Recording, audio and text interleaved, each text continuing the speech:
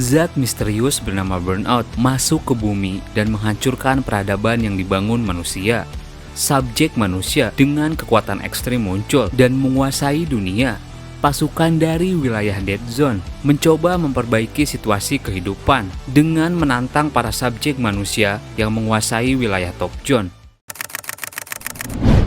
Serial manhwa yang akan admin ceritakan kali ini berjudul Burnout Shock yang dibuat oleh komikus bernama Noh Do-hwan. Cerita berfokus pada seorang laki-laki bernama Yong-rae yang kehilangan ibunya karena dibunuh oleh salah satu subjek manusia dari daerah Top Zone. Yong-rae yang menelan pil percobaan, mengamuk tak terkendali dan hampir mati. 10 tahun kemudian, ia bekerja sebagai tentara yang melindungi warga sipil dari para mafia dan berniat ke daerah Top Zone untuk balas dendam. Tapi masalahnya, untuk mengobati efek samping dari pil yang ia telan, ia perlu menemui seorang wanita api. Bersama rekan-rekannya yang ia temui di perjalanan, Yong-rae yang sudah bertemu wanita api, mencoba memperbaiki situasi kehidupan. Mereka menantang Top Zone dan bertarung melawan subjek manusia yang mengerikan. Bagaimana kisah perjalanan Yong-rae bertahan hidup untuk pergi ke Top Zone? Mari kita mulai ceritanya.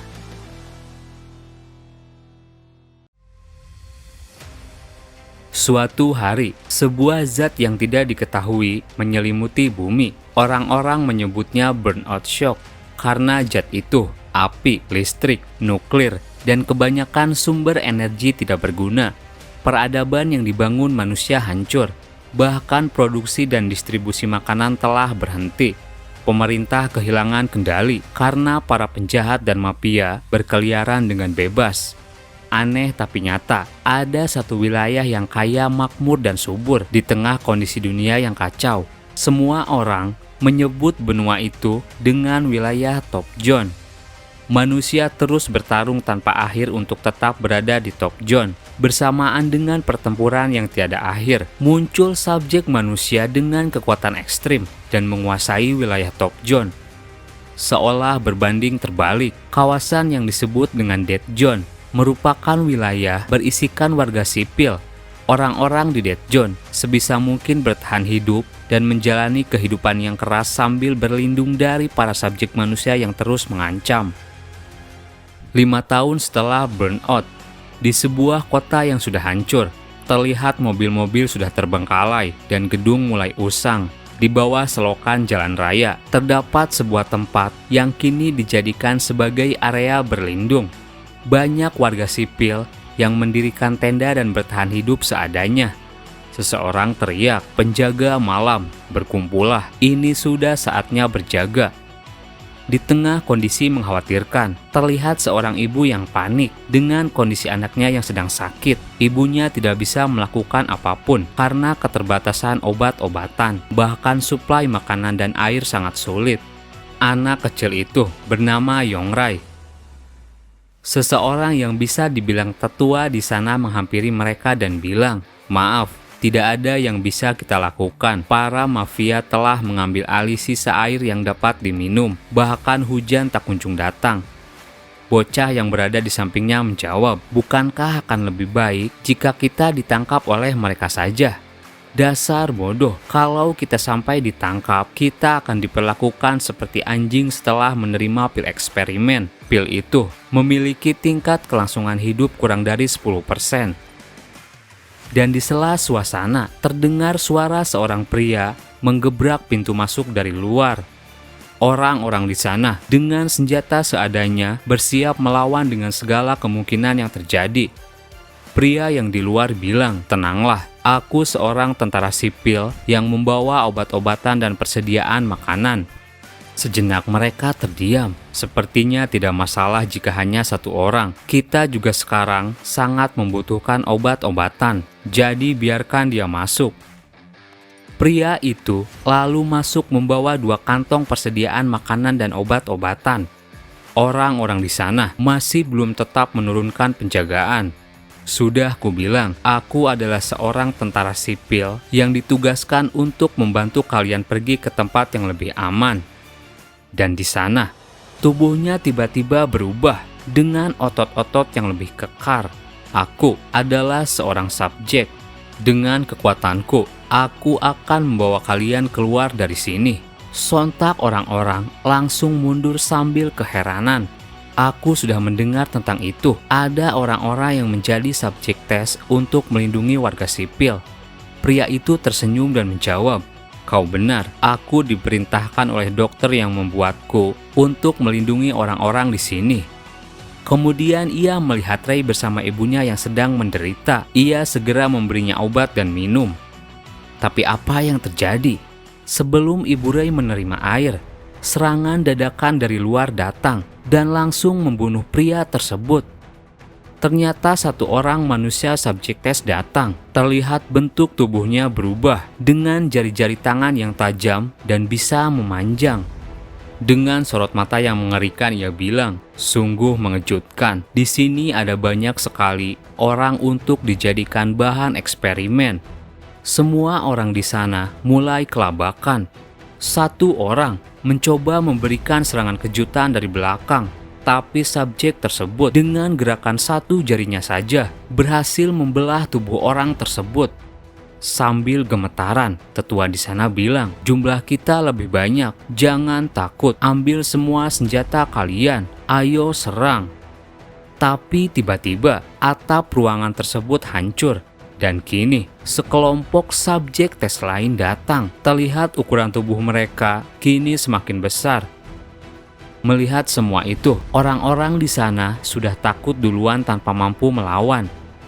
Sambil menggendong Ray, ibunya bersembunyi. Subjek itu lalu mengetahui banyak orang yang bersembunyi dan mulai mengeluarkan kekuatannya. Semua orang yang bersembunyi akan mati. "Tolong ampuni nyawa kami akan keluar," jawab semua orang yang bersembunyi. Hingga dengan terpaksa, Ray disembunyikan di lubang kecil. Kemudian semua orang di sana dipaksa berkumpul dan dikelilingi oleh para manusia subjek. Dan tiba-tiba para subjek tersebut memberi sebuah tanda penghormatan kepada seseorang yang akan datang. Beri hormat pada Lord Sakan. Terlihat satu orang datang memakai pakaian layaknya prajurit dengan tanda di dahinya, di mana itu adalah pemimpin mereka bernama Sakan.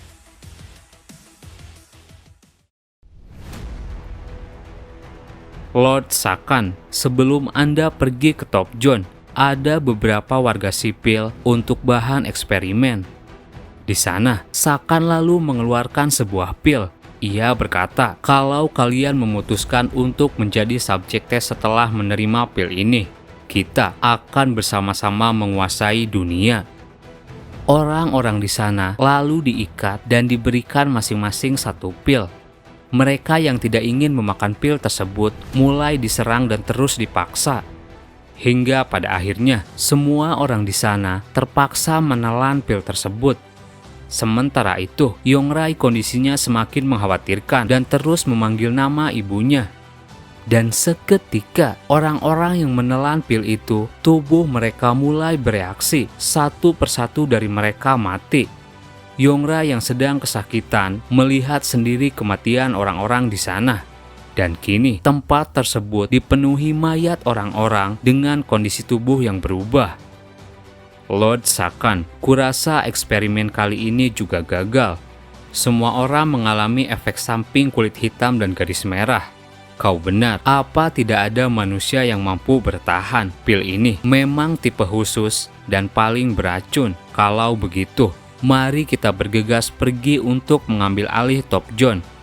"Baiklah Lord, tapi aku akan memastikan tidak ada orang yang selamat karena itu akan menodai reputasi Anda." Hingga subjek tersebut mendengar suara dari lubang kecil di belakangnya, di mana itu adalah Yongrai yang sedang merintih kesakitan. Tapi apa yang terjadi? Ternyata ibu Yongrai belum mati. Sambil terbata-bata ia teriak, "Kalian, dasar belatung!" Sontak para subjek marah. Sakan datang sendiri dan langsung menarik tubuhnya. "Seorang wanita yang sekarat karena efek samping memanggilku belatung. Kau harus tahu, belatung hanyalah untuk mangsa yang diburu." Hingga pada akhirnya ibunya dihabisi dalam sekejap mata di depan mata Yongrai. Sambil menahan rasa sakitnya, Yongrai mencoba menghampiri tubuh ibunya. Dan di sana, ia menemukan sebuah pil. Tanpa rasa ragu, Rai langsung menelan pil itu. Ternyata masih ada tikus di sini, kau akan menyusul ibumu mati. Subjek tersebut siap menebas, tapi tiba-tiba tubuh Yongrai bereaksi. Tangannya berubah dan berhasil memotong satu tangan subjek tersebut. Tanpa terkendali, Yongrai terus menyerangnya. Mereka siap beradu pukulan. Tapi mendadak subjek itu gemetaran karena ia tidak bisa menahan kekuatan dari pukulan Rai. Dengan cepat ia meregenerasi tangannya, jarinya memanjang dan berhasil menusuk tepat di dada Yongrai. Matilah kau sialan, tapi ia belum mati. Ia memotong kembali tangan subjek itu. Yongrai melompat dan siap menginjak. Dengan brutal, ia menghabisinya sampai mati. Dengan tatapan mata penuh amarah, Yongrai bertubi-tubi menghajarnya sampai remuk. Tidak berselang lama, ia muntah darah. Tubuhnya tak bisa menahan efek samping dari pil yang ia telan. Satu tangannya terlihat berubah hitam dengan garis merah. Yongrai menatap ke arah Sakan dengan penuh amarah. Dalam hatinya ia bilang, "Aku akan membunuhmu." Yongrai datang menyerang. Sakan dengan tenang menggerakkan satu jarinya dan memberikan satu sentilan yang membuat tubuh Yongrai terpental jauh. Sambil pergi, Sakan bilang, "Seperti yang diharapkan dari percobaan yang gagal, tunggulah kematian menjemputmu. Ayo semuanya, kita pergi ke Top Zone." Setelah pasukan Sakan meninggalkan area tersebut, Pei yang masih terkapar lalu dihampiri oleh seseorang. Ia yang mengetahui kondisinya masih hidup, lalu membawanya pergi.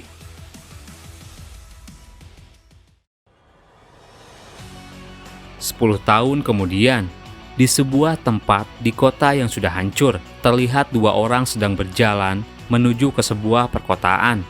Bertahanlah sampai kota itu. Di sana ada milisi yang melindungi pengungsi seperti kita. "Tunggu kakak, aku sangat haus." Adiknya tidak lagi bisa bergerak karena kehabisan tenaga. Dan tiba-tiba mereka dihadang oleh pasukan subjek. "Hei anak-anak, apa yang kalian lakukan? Mau kabur kemana? Tolong maafkan kami, biarkan kami hidup." Subjek itu tertawa. "Jika kalian tidak bisa menunggu lebih lama lagi untuk dewasa, maka lakukan percobaan ini sekarang." Ia memaksa adiknya untuk menelan pil berbahaya itu. Tapi secara mengejutkan, sebuah serangan dadakan dilancarkan dan langsung menghantam kepala subjek tersebut. "Siapa kau sialan?" Orang yang menyerang itu bilang, "Maaf, aku hanya seorang pemburu mafia seperti kalian untuk mencari nafkah." Terima kasih buat teman-teman yang udah nonton video ini sampai habis. Mohon maaf jika ada salah, admin pamit dan sampai jumpa di video berikutnya.